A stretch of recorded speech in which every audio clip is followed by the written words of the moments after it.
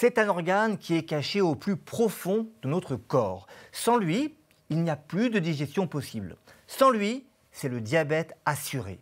Cet organe, c'est le pancréas. Et on va en parler avec deux expertes, Vinciane Rebourg et Diane Lorenzo. Bonjour et bienvenue dans PUMS.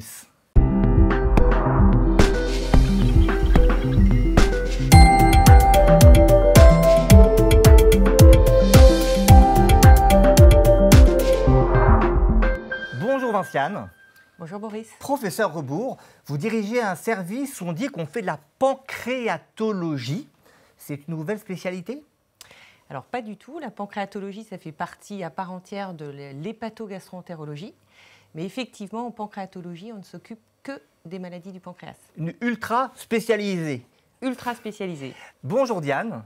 Bonjour Boris. Docteur Lorenzo, vous êtes également hépatogastroentérologue, c'est long à dire, mais surtout, aujourd'hui, vous vous occupez particulièrement de l'exploration du pancréas, parce que le pancréas, on ne peut pas le voir à l'œil nu, on ne peut même pas le palper avec les mains, contrairement au foie, par exemple. Donc, il faut forcément faire des examens spécialisés. Alors oui, pour le voir, le pancréas, il faut faire des examens soit d'imagerie, scanner, IRM, soit une écho-endoscopie, qui est un examen que je fais. Alors on va tout vous dire sur le pancréas aujourd'hui, presque, comment il fonctionne, pourquoi il est essentiel et quelles sont les grandes pathologies, les grands problèmes qui peuvent survenir. Et puis évidemment, on vous donnera tous les conseils pour maintenir votre pancréas en bonne santé tout au long de votre vie. Alors Diane, vous nous avez dit qu'il est caché, on va aller chercher le pancréas au sein de l'ulu. C'est notre mannequin. Alors, je vais enlever ce qu'il y a au niveau du thorax. Théoriquement, ce n'est pas nécessaire, mais ce sera plus simple pour le voir. J'enlève les poumons. Ce qu'il faut surtout, c'est enlever le foie, enlever l'estomac. Et là... On a le pancréas qui est ici, qui fait, alors, en vraie taille, 12 à 15 cm, pèse 60 à 80 grammes et qui est enchâssé dans l'intestin. On pourrait même enlever le côlon là pour mieux le voir. Il est juste ici. Donc, un organe allongé qui fait 12 à 15 cm. C'est petit, hein. C'est petit. Alors, c'est petit et pourtant il a des fonctions importantes. On va retrouver Vinciane et notamment deux grandes fonctions. Oui, tout à fait Boris, c'est un organe petit mais très important. Il a deux grandes fonctions. La première, c'est une fonction exocrine. Exocrine, c'est-à-dire qu'il va participer à la digestion des aliments que l'on mange en fabriquant des enzymes. Alors, on va voir ici ce que ça veut dire exocrine sur ce schéma. Alors, exocrine, ça veut dire qu'il fabrique des enzymes qui vont se déverser dans un organe creux comme le tube digestif. Alors, on va voir de plus près ce pancréas avec cette fois-ci une maquette qui est en version agrandie, à peu près une fois et demie la normale. Hein. Ça fait plus que 15 cm. Et là, on peut voir donc ce fameux canal là, qui déverse ces enzymes. Hein. Donc effectivement, le pancréas, c'est cet organe jaune que vous voyez là. Et donc le tissu, ici, va fabriquer des enzymes qui vont nous aider à digérer. Les enzymes vont aller dans le canal, vous voyez cette espèce de tuyau là qui traverse le pancréas et vont se déverser dans le tube digestif pour se mélanger aux aliments qu'on vient de manger. Alors dans un instant, on va voir ce que font ces enzymes précisément. La deuxième fonction, vous avez dit exocrine, donc on imagine qu'il y a endocrine. Exactement. Et on voit ici ce que ça signifie. Alors, l'effet endocrine, c'est la fabrication d'hormones. Il y en a deux grandes très importantes. L'insuline, qui va réguler le taux de sucre dans le sang, ce qu'on appelle la glycémie. Donc, vous voyez que... le G, ça régule le taux de glycémie. Hein. Voilà, exactement. Le G, c'est pour le glucose. Et donc, l'insuline va faire diminuer le glucose quand il est trop haut dans le sang. Et puis, à contrario, il y a une autre hormone très importante qui est le glucagon. Et le glucagon, eh bien, au contraire, ça fait remonter le sucre dans le sang quand il est trop bas. Ce qu'on voyait tout à l'heure, hein, la glycémie remontait. Peut-être voilà. c'est quelqu'un qui était avec une glycémie trop basse et il fallait réagir. Et voilà. c'est le pancréas qui a fait son travail. Et je nous expliquais que ça passe plus dans des canaux, mais dans le sang cette fois-ci. Hein. Exactement. Donc ces hormones, elles sont fabriquées par des cellules qui sont dans le pancréas. Et ces hormones se déversent directement dans les vaisseaux, les artères, le sang artériel. Et c'est caractérisé ici par les tuyaux rouges que vous voyez sur la maquette. Alors ce pancréas, on l'a dit, il est bien caché. Et en fait, ça ne fait pas si longtemps que ça qu'on le connaît ou qu'on le comprend, Diane. Alors, le pancréas, c'est vrai qu'il est bien caché, il est jaune, il est graisseux, il est difficile à voir. Et jusqu'au Moyen-Âge, on pensait que c'était un petit coussin pour l'estomac, pour le soutenir. Et puis un jour, à la Renaissance, on a trouvé le fameux canal pancréatique. Et on s'est dit, s'il y a un canal au milieu, c'est peut-être pas qu'un coussin. Et on a compris finalement au 19e siècle les fonctions que Vinciane vient de nous expliquer, exocrines et endocrines. Alors, on va revenir sur la digestion avec tous ces petits plaquettes là. Expliquez-nous comment ça se passe. Il y a des enzymes, vous nous avez dit, qui vont digérer les différents types d'aliments. Hein. Exactement. Alors, pourquoi c'est aussi important que ça, le pancréas, dans la digestion? Il va fabriquer des enzymes, 3 grands groupes d'enzymes. Un premier groupe d'enzymes qui vont s'occuper des sucres. Donc, des glucides, donc voilà. le riz, les pâtes, la semoule, etc. Et ça s'appelle... Alors la principale, celle qu'on connaît le plus, c'est l'amylase. Donc elle va découper les grosses molécules de sucre pour en faire du glucose, qu'on va pouvoir absorber après. Ensuite, ça va agir sur les graisses aussi. Voilà. Deuxième grand groupe d'enzymes vont couper les graisses. Donc l'enzyme, c'est la lipase. Par exemple. Donc voilà, quand on prend de l'huile, quand on mange plein de choses très très grasses. Et donc ça va transformer ces lipides, ces graisses, en des graisses plus petites qu'on va pouvoir assimiler, les acides gras. Et enfin, il y a des protéines. Bon, il y a les œufs, mais c'est aussi la viande, le poisson, les produits laitiers. Et donc les protéases, ce sont ces enzymes spécifiques qui vont couper les protéines pour qu'on puisse les absorber en acides aminés. En acides aminés. Alors on voit à quel point c'est bien organisé, mais qu'est-ce qui va déclencher cette fabrication d'enzymes? Eh bien, ce qui va la déclencher, c'est quand on va s'alimenter. Donc, quand on s'alimente, on va provoquer tout un système de réactions hormonales, chimiques à l'intérieur qui vont stimuler le pancréas pour qu'il fabrique ces fameuses enzymes. Alors, il y a autre chose, vous me l'avez dit en antenne, qui va déclencher. En fait, expliquez-moi, si je prends ce biscuit, que je le mets devant la bouche, que je le regarde, il se passe déjà quelque chose dans mon pancréas. Exactement. Attendez, je ne vais pas le manger. Après, on va vous dire pourquoi je vais éviter. De temps en temps, on peut en manger, mais ce n'est pas pour vous dire que c'est l'aliment de référence pour protéger votre pancréas. Hein. Ne vous arrêtez pas ici dans la vidéo. Hein. Regardez jusqu'au bout. Alors, qu'est-ce qui se passe? Ce qui se passe, c'est que notre cerveau nous dit « Oh, ça a l'air très sympathique à manger ». Et d'un coup, le pancréas va se mettre tout seul, avant même qu'on ait commencé à manger, à faire les fameuses enzymes, se disant qu'il se prépare au fait qu'on va l'ingérer. Et donc, c'est un influx nerveux qui fait ça jusqu'au pancréas. Et quand on regarde une chaîne de cuisine, c'est la même chose? C'est la même chose, ça fait sécréter le pancréas. Alors, ça, c'est quand tout va bien. Hein, on a vu le fonctionnement habituel, mais malheureusement, le fonctionnement du pancréas est parfois défaillant, notamment quand il y a ce qu'on appelle une inflammation, ça s'appelle la pancréatite. Hein. Oui. Je suis sûre que tout le monde en a déjà entendu parler. C'est une inflammation du pancréas. Alors, ça a beau être un petit organe, quand il se passe une pancréatite, ça peut même être parfois sévère. Donc, c'est une inflammation aiguë qui se passe dans le pancréas parce que les enzymes n'arrivent plus à se déverser comme on a vu dans le tube digestif. Ça stagne un peu dans le pancréas, si je schématise. Et ça va faire que les enzymes vont un peu digérer le pancréas. Donc, ça va créer une grosse inflammation. Donc c'est extrêmement douloureux. Les patients vont souvent aux urgences, ils ont une douleur très violente, très très intense. Et parfois, ça peut être très sévère. Dans 8 cas sur 10, les choses se passent bien assez rapidement. Mais dans 2 cas sur 10, on peut être amené à aller en réanimation avec des pancréatites sévères. Alors cette pancréatite, ça donne des symptômes très sévères, des douleurs. Hein, douleurs très intenses. Très intense. Et à l'imagerie, on voit des choses. Alors, on va voir une image là de scanner, un pancréas sain, et en dessous, c'est un pancréas atteint de pancréatite. Bon, on ne va pas vous enseigner la radiologie, mais avec ce type d'examen, on peut voir. Venez avec moi, on va aller regarder peut-être ici. Voilà. Qu'est-ce que vous voyez? Allez, pour ceux qui veulent déjà pour comparer, c'est la radiologie. Le pancréas sain est ici. Ici, vous avez un pancréas malade de pancréatite aiguë, ce dont Vinciane vient de parler, qui est inflammé, c'est-à-dire qu'il n'a pas la même couleur si on regarde bien. Et autour, normalement c'est tout noir parce que c'est de la graisse, et autour, en fait, on voit ici qu'il y a toute une zone qui est gonflée. Et ça, c'est la pancréatite. Merci, on va se rasseoir. Peut-être qu'on a créé des vocations. Hein. de radiologue. Alors ça, c'est la pancréatite aiguë. Oui. Il y a une autre pathologie, c'est la pancréatite chronique. On va regarder en chiffres parce que ça représente quand même pas mal de cas, cette pancréatite. C'est 80 cas pour 100 000 habitants. Vous prenez 100 000 personnes, il y en a 80 qui ont une pancréatite chronique. C'est plus souvent les hommes que les femmes. Je ne sais pas si on sait pourquoi, peut-être vous allez nous le dire. Et dans la grande majorité des cas, c'est lié à l'alcool. Et là, l'une des conséquences, et vous l'avez compris avec ce qu'on a dit, c'est que ça peut évoluer vers le diabète, puisqu'au bout d'un certain temps, le pancréas ne peut plus fabriquer correctement l'insuline. En un mot, pourquoi plus d'hommes que de femmes? Est-ce que c'est parce qu'ils boivent plus ou ça n'a rien à voir?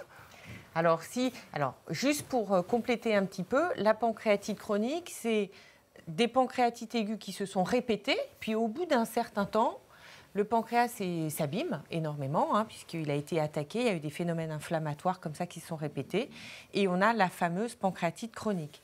Une des grandes causes, c'est la consommation trop importante d'alcool, et actuellement, en France encore, les hommes consomment encore plus d'alcool que les femmes. Ceci explique cela. Voilà. Alors il y a une deuxième grande pathologie du pancréas qui fait très peur, on va s'y attarder un tout petit peu, c'est le cancer du pancréas. Là encore, on va regarder en image.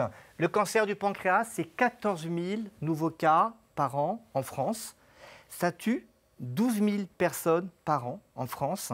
Et c'est diagnostiqué assez tard, 73 ans pour les femmes et 70 ans pour les hommes. Ça ne veut pas dire que ça ne peut pas se voir avant, mais c'est souvent un âge avancé. Alors, beaucoup de personnalités ont souffert de cette pathologie, comme Claude Nougaro ou encore Luciano Pavarotti.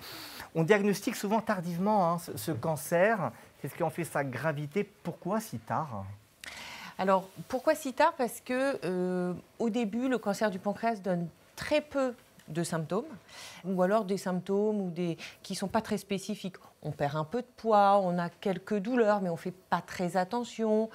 Et quand on s'en rend compte, quand les douleurs sont vraiment trop importantes, donc on a perdu beaucoup de poids et qu'on va consulter, eh bien, très souvent, le pancréas, le cancer est déjà très développé. Dans un cas sur deux, il y a déjà des métastases quand on s'en rend compte, ou alors il est déjà localement évolué et ça va rendre difficile sa prise en charge. Alors il y a une autre, je ne sais pas si c'est une pathologie, ce que vous allez nous dire, une autre chose qu'il y a dans le pancréas, c'est le kyste. Ça n'a rien à voir à l'imagerie, le kyste et le cancer. Ça, vous voyez ça tous les jours. Alors, ce n'est pas la même pathologie. Alors ce kyste, on sait qu'en kyste en médecine, souvent c'est de l'eau avec une membrane autour. Est-ce que c'est la même chose au niveau du pancréas?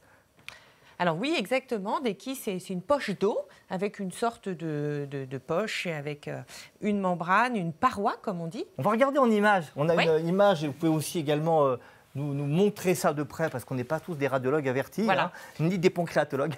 Alors ça, c'est une IRM du pancréas. Alors normalement, on ne voit pas de toutes ces taches blanches que vous voyez là, ce sont des kystes. Donc ce patient-là, il a beaucoup de kystes. Normalement, on verrait qu'un petit filet qui serait le fameux canal dont on a parlé, le grand canal du pancréas. Et bien là, se sont rajoutés tous ces kystes. Et donc ces kystes, dites-nous, c'est grave, c'est pas grave, ça peut être un cancer, c'est jamais un cancer? Alors, les kystes, déjà, c'est très fréquent. Donc, il ne faut pas paniquer tous les gens qui nous écoutent. On peut trouver des kystes dans la population générale chez 10% des gens. Et puis, plus on avance en âge, plus on peut avoir des kystes. C'est normal. Alors, quand il y a un kyste, il faut être sûr du diagnostic. Donc, il faut aller voir son médecin qui va faire le diagnostic parce qu'il y a plein de natures de kystes différentes. Et pour certains kystes qui pourraient éventuellement se transformer en cancer, là, on va préconiser une surveillance. Mais ce n'est pas pour tout le monde. Ok, donc c'est le médecin qui va dire quand est-ce qu'il faut surveiller et comment il faut surveiller. Ça, c'est vous qui le faites avec de l'imagerie? Oui, en fait, il y a 3 principales modalités. Donc, il y a le scanner, c'est souvent comme ça qu'on détecte le kyste. Et ensuite, il y a les IRM qu'on vient de voir, et, pour voir s'il est évolutif, s'il grossit ou pas. Puis, il y a l'écho-endoscopie qui peut permettre soit de le caractériser un peu mieux, soit de faire un prélèvement. Donc, sur conseil de votre médecin, et pas de panique, on l'a dit, dans l'immense majorité des cas, le kyste, c'est quelque chose qui n'évolue pas ou qui évolue, mais en restant parfaitement bénin. Alors, on a parlé des kystes, on a parlé des cancers, du pancréas. Il faut dire un mot de ce qui se passe au niveau justement de ces cellules hormonales, parce qu'on n'a pas parlé des pathologies au niveau des cellules qui fabriquent des hormones, l'insuline et le glucagon, par exemple. Exactement. Donc là, on a parlé de toutes les maladies qui touchaient la partie exocrine, puisque maintenant tout le monde est expert. Hein. Mais par contre, effectivement, il y a les cellules endocrines qui fabriquent l'insuline et le glucagon, par exemple. Et il peut y avoir de façon exceptionnelle des tumeurs aussi qui se développent à partir de ces cellules. Mais c'est vraiment très rare. Hein. Des insulinomes, hein, c'est ça par exemple? Alors ça, c'est vraiment des choses rarissimes. Donc c'est des tumeurs qui vont se mettre à fabriquer ces fameuses hormones. Donc de l'insuline, de l'insulinome, du glucagon, le glucagonome. Et on peut faire la liste comme ça parce qu'il y en a d'autres. Hein. Il y en a d'autres, voilà. Alors ça permet de rappeler, puisqu'on a parlé de l'insuline, il y a quelque chose d'autre beaucoup plus fréquent, c'est le diabète. Hein. C'est aussi une maladie, ça peut être une maladie du pancréas, mais ça on en parle dans d'autres émissions. Le diabète, c'est tout un autre sujet. Alors dans quelques minutes, on vous dira comment réduire les risques de tomber malade du pancréas. On vous montrera même en pratique comment on peut voir ce pancréas de tout près.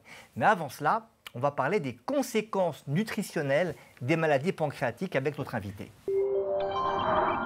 Bonjour Solène. Bonjour. Installez-vous. Merci. Docteur Dermine, vous êtes également gastro-entérologue et vous vous occupez en particulier des problèmes de nutrition des malades du pancréas. Alors, on a vu le fonctionnement du pancréas. Qu'est-ce qui se passe chez un patient qui a un pancréas qui se dysfonctionne sur le plan nutritionnel?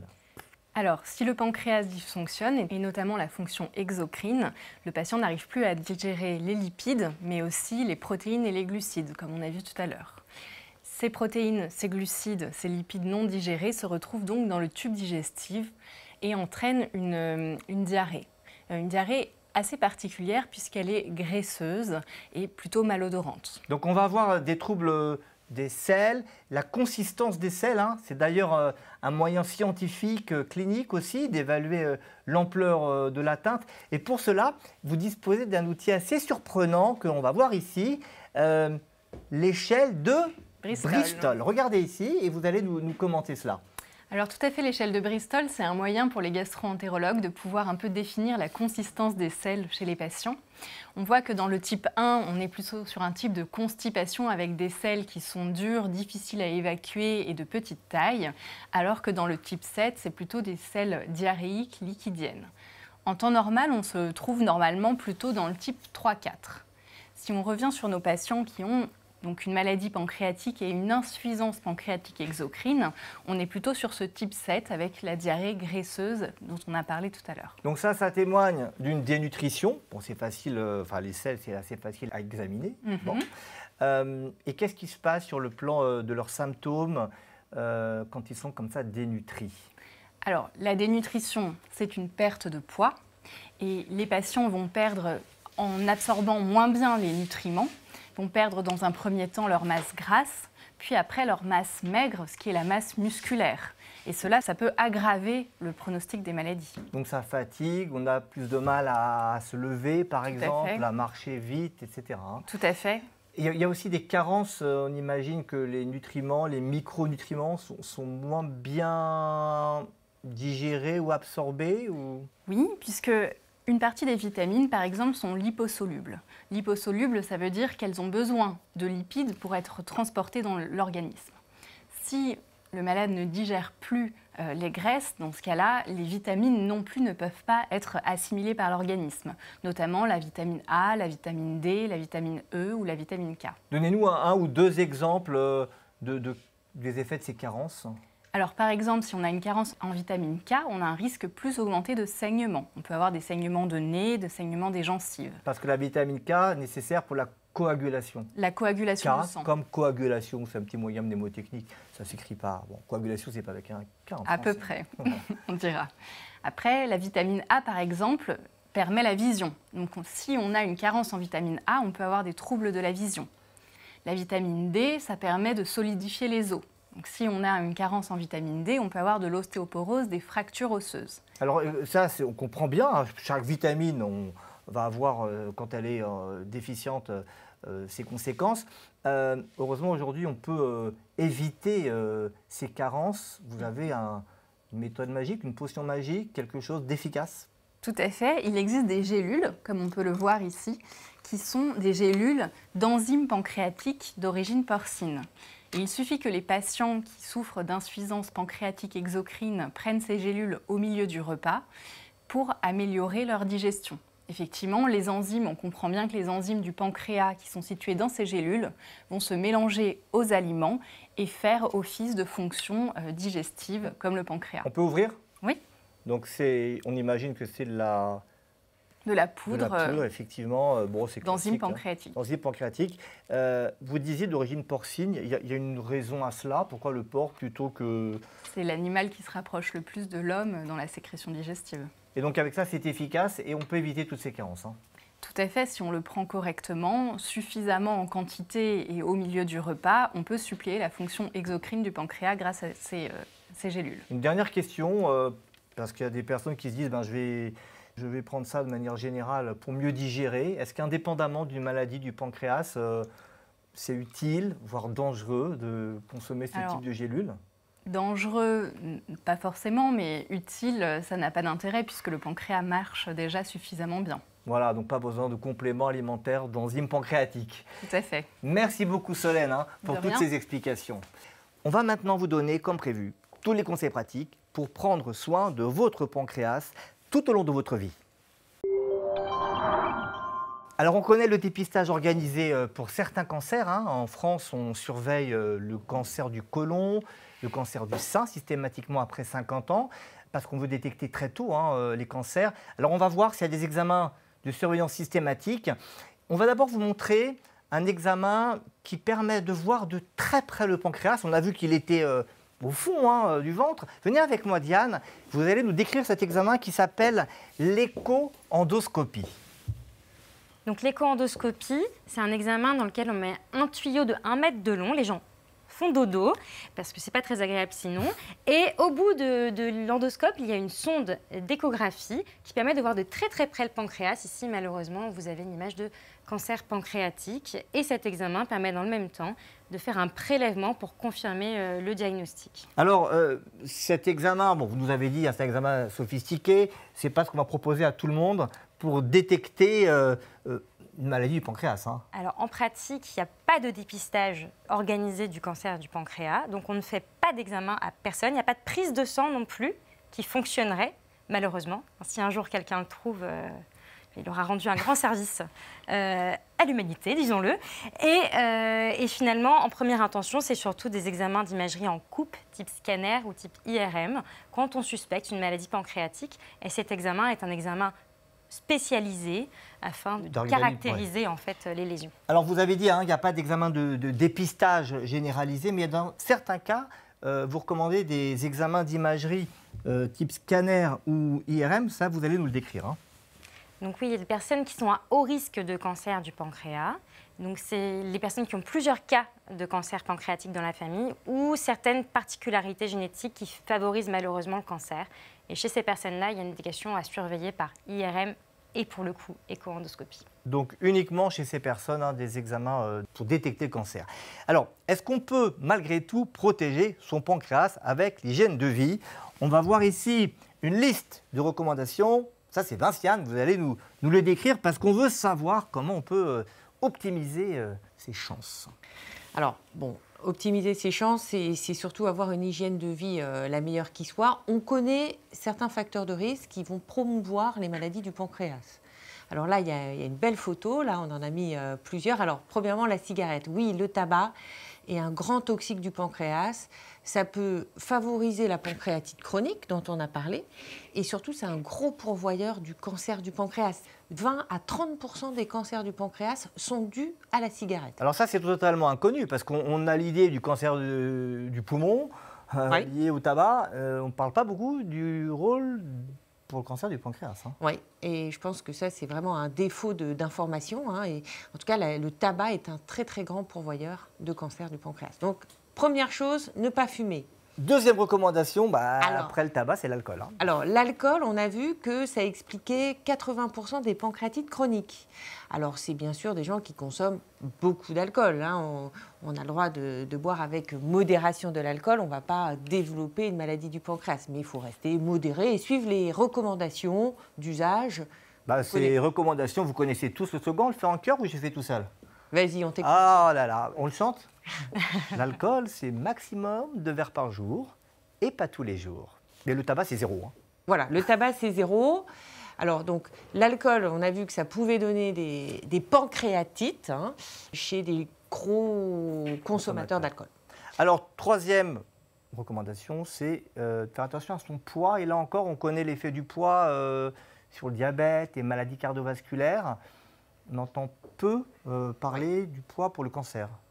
Oui, et c'est dommage parce que le surpoids et surtout l'obésité sont des grands pourvoyeurs du cancer du pancréas.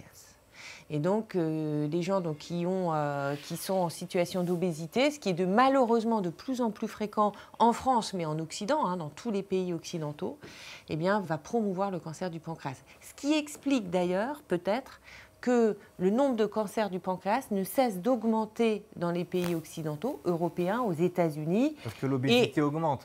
Et en parallèle, on voit que ça suit la courbe de l'obésité, c'est une vraie pandémie, malheureusement, aux États-Unis et en Europe. Dernière, on va dire, recommandation générale, c'est lié au diabète. Là aussi, il y a un lien entre diabète et pancréas. Hein. Exactement. Alors, on a vu que quand on a détruit son pancréas, on devient diabétique, quand on a une pancréatite chronique. Mais on sait aussi que les gens qui sont diabétiques depuis longtemps, eh bien, c'est un gros facteur de risque également de cancer du pancréas. Alors, maintenant, on va rentrer dans des choses pratico-pratiques, l'alimentation. Dans chaque type de cancer, on a des conseils. Est-ce qu'ils vont être différents? Est-ce que vous avez des conseils à donner sur le plan diététique?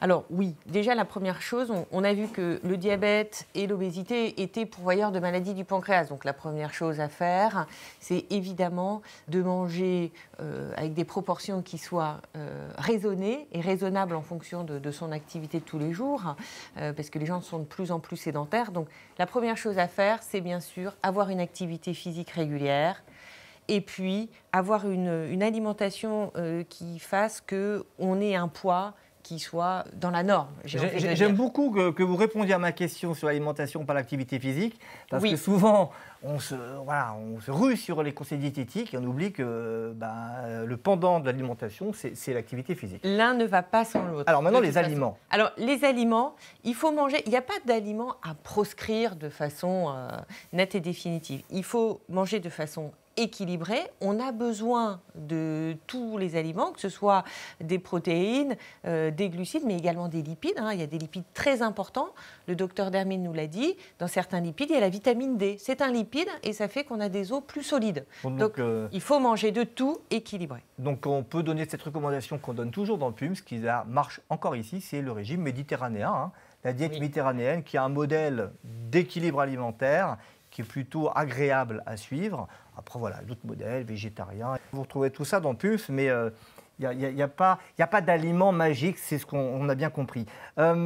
Diane, les aliments ultra transformés, est-ce qu'aujourd'hui, il faut les éviter pour protéger son pancréas? J'ai donné tout à l'heure ces biscuits, ça c'est le prototype d'aliments ultra transformés.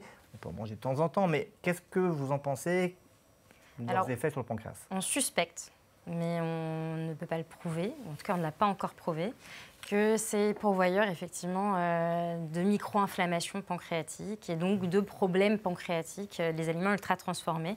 Donc il faut en manger avec modération, comme a dit Vinciane, tout avec modération, il faut essayer d'éviter, mais ça c'est les recommandations pour finalement tous les organes et pas que pour nous. D'ailleurs, on a une émission sur ce sujet, sur les aliments ultra transformés, pour savoir les reconnaître en particulier. On parle beaucoup de la pollution et ses effets sur la santé. Est-ce que la pollution provoque le cancer du pancréas?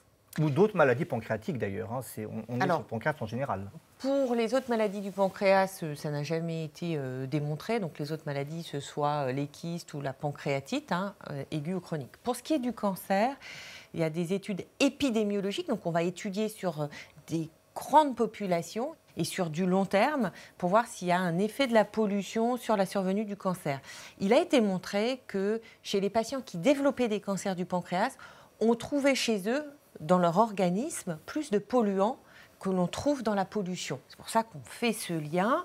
Et a priori, la partie, nos modes de vie, hein, au niveau citadin, dans des situations avec beaucoup de pollution, pourraient y participer, à cette flambée du cancer du pancréas, malheureusement. Alors, on ne peut rien faire contre la pollution environnementale. Par contre, les recommandations classiques au quotidien, éventuellement d'éviter les bouteilles en plastique. Hein. On sait qu'il y a des microplastiques et donc les remplacer par des bouteilles en verre avec de l'eau du robinet. Ouais, c'est très bien, l'eau du robinet. Des gourdes qui ne sont pas en plastique, bien sûr.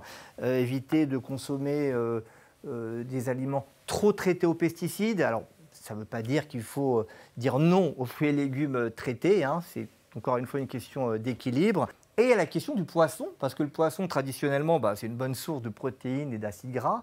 On dit qu'il est contaminé.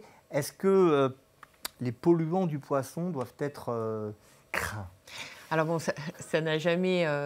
pour le coup, il n'y a pas d'études qui le démontrent. Maintenant, on sait, il y a des recommandations qui nous disent qu'il faut limiter à 2 fois par semaine notre consommation de poisson parce que malheureusement, on trouve énormément de métaux lourds et de polluants dans les poissons. Et je reviens sur ce que tu as dit sur les pesticides. Hein. Il y a des études également qui montrent que les patients qui ont développé un cancer du pancréas, on retrouve plus de particules en lien avec les pesticides dans leur organisme. Hein. Donc, si les finances le permettent à chacun, privilégier les aliments, les fruits et légumes sans pesticides, plutôt de culture bio, je crois que ça, c'est mieux. Alors, ça fait partie des recommandations de privilégier ces fruits et légumes sans que ce soit bien sûr interdit. Il faut manger des fruits et légumes de toute façon et on privilégie quand on peut ceux qui ne sont pas traités. Et pour le poisson, on ne vous dit pas de ne pas manger de poisson, mais la recommandation, c'est 2 fois par semaine, dont une fois d'ailleurs du poisson gras tel que le maquereau ou encore ce beau saumon. Pour terminer, en un mot, concernant les kystes du pancréas, beaucoup de personnes qui nous regardent ont des kystes. Qu'est-ce qu'on peut leur dire en pratique ? On peut leur dire qu'il faut d'abord faire un bon diagnostic et donc avoir vu un gastro-entérologue qui pourra clairement faire le diagnostic et éventuellement préconiser une surveillance. Voilà, donc le message est clair. Merci beaucoup Diane. Merci beaucoup Vinciane d'avoir été avec nous. Merci Boris. Merci à vous et on vous recommande de continuer à nous suivre, de vous abonner, d'activer les notifications, de partager, de liker, de commenter. Autre chose ? Non, pas autre chose. Et de continuer à être intéressé à PUMS. Voilà, à très vite et abonnez-vous à PUMS.